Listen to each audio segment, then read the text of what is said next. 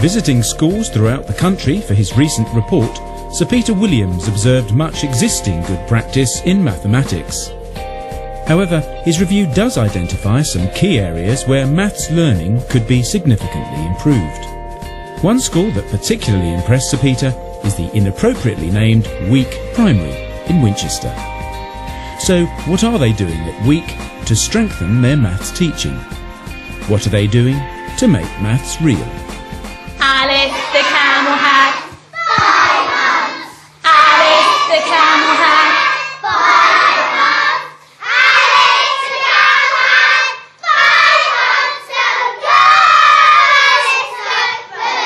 go. I think here, where we're most successful, we do get the child right at the heart of the learning, and children can see that the teacher knows them well. They've taken the time and the trouble to find out what their interests are, but then to put that into planning, and that takes time and effort, and children appreciate that. They realise that their own interests are being used to help with their learning. So that relationship between the children and the teacher is what makes a success. Okay, so hands ready. So we go down. What I always try and do is start off the lesson with a warm-up exercise, some sort of breathing, some sort of active standing up, clapping, anything really to just get the children on the ball. Then we tend to do a song, anything that has sort of counting in it really, that the children can get up and enjoy singing. And then before I actually start the main input of whatever the lesson is going to be, I will do some sort of number work. Can you show me 2? 2. Okay, show me 7. 7. Good girl. The most important thing is that the children have fun. They look forward to coming to their lessons. They're energetic and they are learning through their actions. And 10! Well done, well done. How many spots on this side? Can you show me? How many spots on this side of Bill the ladybird? Show me. What do we do, Sam? I don't want them to get to Key Stage 2 and say that they hate maths. I want them to get to Key Stage 2 and really love it and understand it. How many? Show me. There's 10. So should we show how we do that as a number bond? We say 0 and 10 equals 10. I devised these symbols at the beginning of the year alongside the children. To make it the maths more personal to them so that they have ownership of their mathematical learning, and I think it's really worked quite well. What is an equal sign? Equals, Sam. I didn't know when I devised them how well it would go down if they would actually remember it or not, but they have, and they've really taken it on board, and now when we're doing any addition they use those symbols as well, and it really enforces the point. Add 9 equals 7!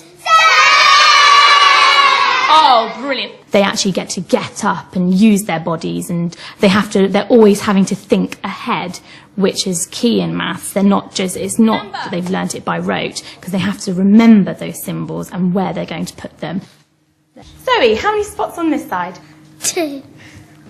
Who can tell me? What Sir Peter particularly liked was the culture. He liked the fact that fun and enjoyment and confidence underpinned what we do in maths. The teachers have to be relaxed and confident, and they have to have fun teaching the subject. Just going to wait for everyone to have the right sausages up. 3 add 7 equals 10! There are more smiles across the corridor where Jane is teaching a mixed Year 3 and 4 class.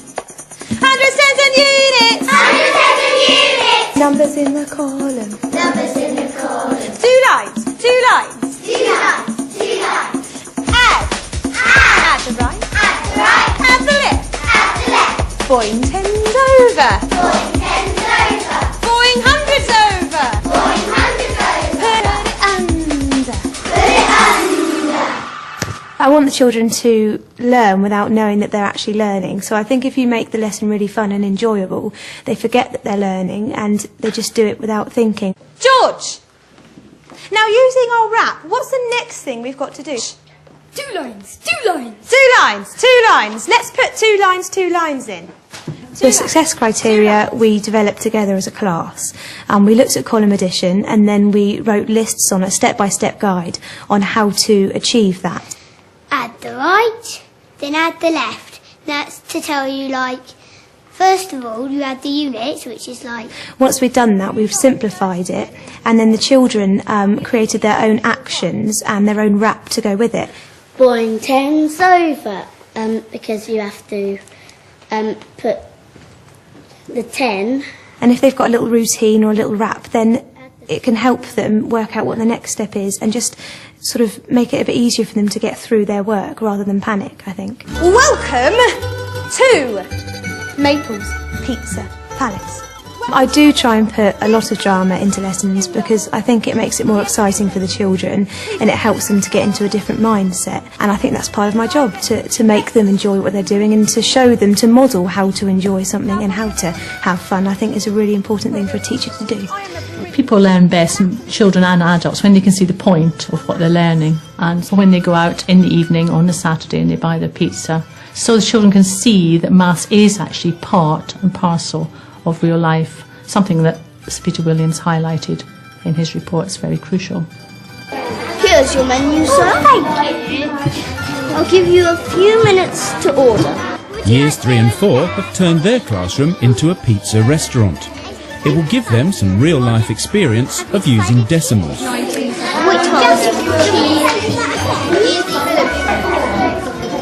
ham mushroom pizza? No, I don't like mushroom pizza.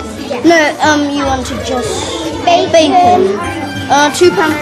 Thank you. I think I'll have a ham and pineapple pizza, please. 6. £5.64, please. This is a special lesson and it's unrealistic to try and do something like this every day for preparing resources and for making and getting it organised. But you need to treat the children to a really fun lesson like this every week, I would say.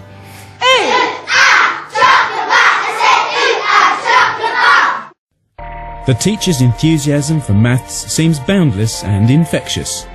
So how has the school engendered such a positive attitude to maths and, in doing so, raised their attainment? Professional development for staff is a key principle, and it will always have budget priority in the school, so teachers know that their own development and training is really valued highly. That has got to be a key principle. I've never been particularly confident with maths. It does scare me sometimes. I didn't understand those key concepts from a very early age, so as I went on through school, maths became more and more challenging. The idea is definitely to have a specialist in school, then to have succession management in place, where you've got one or ideally more than one person who can carry on flying that flag. Teaching assistants are a huge part of the success of the school. Their professional development is highly valued and that time will always be dedicated to that. The biggest barrier is still, for me, culturally, a fear of maths. It's a fear of getting it wrong. To address this fear and to help prevent children struggling with maths, the school has started a booster group with a difference, the Pink Diamond Club. Pink diamonds are the best! Brilliant. OK, now in maths this week we're going to be doing problem solving. Booster groups are where we identify the children within the class who might need help with strategies and we teach it to them before the lesson. How do you solve a problem like Lottie with all these words? We're going to know exactly what to do. So shall we just read it through? Tilly. Lottie, Miss Mosley's dog, wants to go and see 101 Dalmatians. The advantages that we find of having a booster group are that we can take the children who are afraid of maths, not really very confident with it. We take them out before the lesson. She has £22 to spend. They then learn the strategies that they're not really very confident with, come back as the experts, and off we go. This year, it just so happened in the group, there were no boys who we felt needed this extra booster group. But in previous years, we have had boys. And the girls in this year group picked pink themselves. That's what motivates them. And we have a little, our nice little pink highlighter. So we're very We like pink, all of us. With this particular group, they've really engaged with the fact that their own interests can be used and make the maths more meaningful in real life. We are brilliant problem solvers! Woo! Year 6 are going on a maths treasure hunt. It's supposed to be outdoors, but the Winchester weather has other ideas. However, it doesn't seem to have dampened anyone's enthusiasm.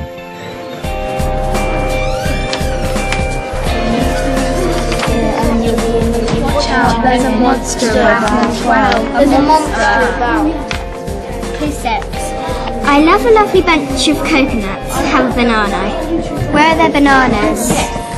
The whole aim of the treasure hunt was to get the children to think about problem solving as a step-by-step process. And he loves adventures. They go and find a clue as to where the problem is hiding. They then go and find the problem, which is hidden in an envelope, and that's got differentiated clues in it, different colours according to the groups. Tyler loves Go-Go's. He has managed to collect 625, so he is rapidly running out of space to keep them in his bedroom. Polly loves cake. When she came home from school, she was so hungry she dived into the cake cupboard and started eating. How much cake had Eleanor eaten in total? They then work in their pairs to answer the question. Once they've answered the question, they come back and check it with the teacher. Okay, Tyler, so we need to work out, you have 625 little Go-Go's, and we need to work out how many boxes, and you need to tell me how you got that answer, okay?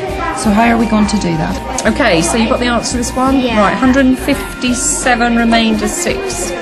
We've got very good mathematicians in this group who still make very simple mistakes because they don't read problems or analyse and apply problems properly. So by doing an active treasure hunt, it was good fun. They could concentrate on the questions and try and really think about it in pairs as to what the question was they were going to answer. Have you ever heard of a remainder 6 of a ticket? I think it's more interesting than just sitting at a table with a pen and paper, because I think you take things in easier as well.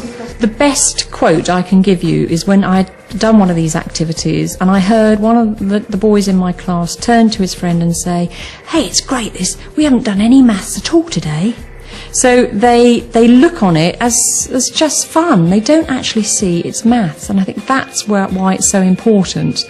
Just trying to get them to do maths, but in a real life situation. You got that one. Right! Yay! Well done, congratulations. They want to see you having fun, they want to see you enjoying yourself so they can feed off that enthusiasm. They love maths, they love doing maths, they get so excited, they want to show off about how brilliant they are at maths. Children are building up the skills for life and they're having some fun along the way. And if you can do both, then you've got success.